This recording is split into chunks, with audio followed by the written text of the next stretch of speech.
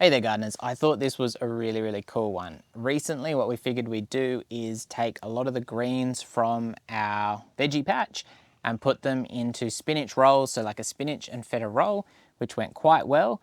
And when I did that, we've had this kale since winter and I wasn't really sure it would go through the summer months. And basically what I did is I just chopped the whole top off the kale thinking it'll probably die down. That'll be fine and we can just reuse this section of the garden for something else.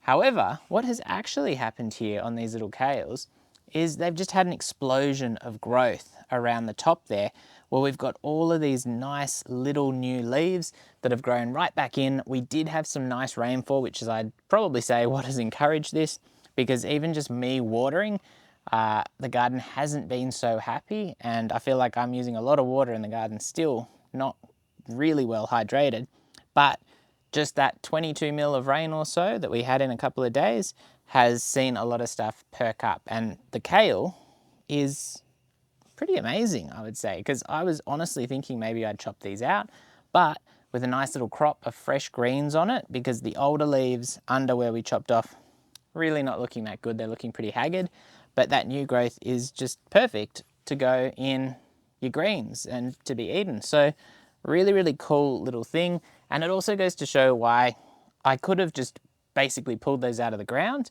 and then taken the leaves off I wanted, but leaving the stuff in the ground and seeing how it goes is actually really worth it. And I'll show you another example of that. So just down here we have some spring onions, which I have not planted before. I think I may have tried some from seed and didn't have really any luck.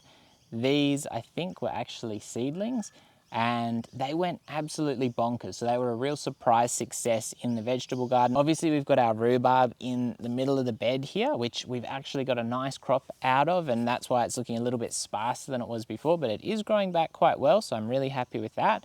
But the spring onions, I've had a really good crop from too, and I've just been throwing them in salads and cooking and stuff like that. These ones over here that I chopped down, they've actually got these nice little green growths on them, and they're essentially just growing back. So I'm going to be interested to see whether they grow back to the same as a regular spring onion, so that you can basically use them again. I think these ones over here are looking a little bit sad and probably need to go in the cooking. But again, another really cool little thing that I haven't grown before that you can harvest and it'll just keep growing, and it seems to grow back. With the same being the rhubarb. The rhubarb, obviously, what you're actually doing is you're not eating the leaves, obviously. If you know anything about rhubarb, leaves are poisonous. The stem up to the leaf is the beautiful bit. You want a nice big juicy stem, and a really good piece of advice I saw on Epic Gardening was to harvest it and then just freeze the pieces chopped up, so that when you need them, you can just grab them out of your freezer and they're good to go, which seems a really good thing. We just cooked all ours out and we had it in a crumble and we had it with some ice cream. It was beautiful, really nice. But again, that's another thing where you harvest off and it's just gonna regrow. In a way, it's kind of like a cos lettuce where you take those outside leaves. With this, it's more the stem and it's just gonna keep growing as long as it's got enough kind of supporting the plant growth, which this one does.